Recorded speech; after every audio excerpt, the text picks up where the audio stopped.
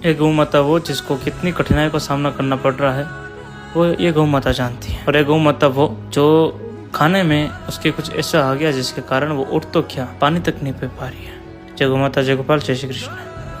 दोस्तों अपने श्री धनु गोपाल गौशाला सियाणा में दो गौ माता को लाया जाता है जो कि दोनों गौ माता थी तो मालिक की, मगर उनकी स्थिति को देखने के बाद ऐसा लग रहा है कि गौ माता की स्थिति आज वास्तव में बिगड़ चुकी है। ये गौ माता उसके घर मालिक के घर पर ही वो नीचे गिर जाती है। उसके बाद उसका एक पैर अंदर से निकल जाता है जो कि उसको प्लास्टर करके उसको सही किया जाता है। अब धीरे धीरे उस गौ माता का पैर तो सही हो जाएगा और आज जैसे चल पा रही है वैसे वो चल भी जाएगी और पहले जैसे बन जाएगी। मगर एक गौ माता वो जिसके खाने में पॉइजन आ चुका था, जबकि खाने में पॉइजन के अलावा भी हरी घास भी होती है, उसमें भी एक शब्द होता है कि एक गेंदी नाम का। अगर गौ माता खा जाती है तो धीरे धीरे उसके शरीर में पॉइजन कब फैल जाता है उस गौ माता को पता भी नहीं चलता। और यही गौ माता के कारण आज उस गौ माता खाना भी कुछ ऐसा हरा चारा भी आ चुका था कि उसके कारण उसके पूरे शरीर में पॉइजन हो चुका था, जिसके कारण वो 20 दिन से उठ भी नहीं पा रही। इसको गौशाला में लाया गया, इसका इलाज किया गया, इसको ड्रिप भी लगाई और जितना भी पॉइजन था उसको बाहर भी निकाला। अब धीरे धीरे गौ माता स्वस्थ हो जाएगी, मगर इसको टाइम भी काफी लग जाएगा। अब आपसे तो एक छोटा सा निवेदन ये करना चाहते हैं कि आज तो भले गौ माता की स्थिति ये हो चुकी है,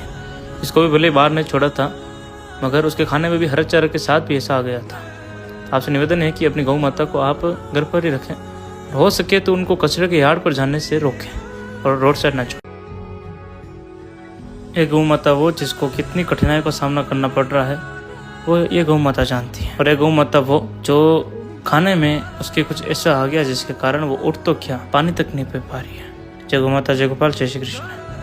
दोस्तों अपने श्री धनु गोपाल गौशाला सियाणा में दो गौ माता को लाया जाता है जो कि दोनों गौ माता थी तो मालिक की, मगर उनकी स्थिति को देखने के बाद ऐसा लग रहा है कि गौ माता की स्थिति आज वास्तव में बिगड़ चुकी है। ये गौ माता उसके घर मालिक के घर पर ही वो नीचे गिर जाती है। उसके बाद उसका एक पैर अंदर से निकल जाता है जो कि उसको प्लास्टर करके उसको सही किया जाता है। अब धीरे धीरे उस गौ माता का पैर तो सही हो जाएगा और आज जैसे चल पा रही है वैसे वो चल भी जाएगी और पहले जैसे बन जाएगी। मगर एक गौ माता वो जिसके खाने में पॉइजन आ चुका था, जबकि खाने में पॉइजन के अलावा भी हरी घास भी होती है, उसमें भी एक शब्द होता है कि एक गेंदी नाम का। अगर गौ माता खा जाती है तो धीरे धीरे उसके शरीर में पॉइजन कब फैल जाता है उस गौ माता को पता भी नहीं चलता। और यही गौ माता के कारण आज उस गौ माता खाना भी कुछ ऐसा हरा चारा भी आ चुका था कि उसके कारण उसके पूरे शरीर में पॉइजन हो चुका था, जिसके कारण वो 20 दिन से उठ भी नहीं पा रही। इसको गौशाला में लाया गया, इसका इलाज किया गया, इसको ड्रिप भी लगाई और जितना भी पॉइजन था उसको बाहर भी निकाला। अब धीरे धीरे गौ माता स्वस्थ हो जाएगी, मगर इसको टाइम भी काफी लग जाएगा। अब आपसे तो एक छोटा सा निवेदन ये करना चाहते हैं कि आज तो भले गौ माता की स्थिति ये हो चुकी है,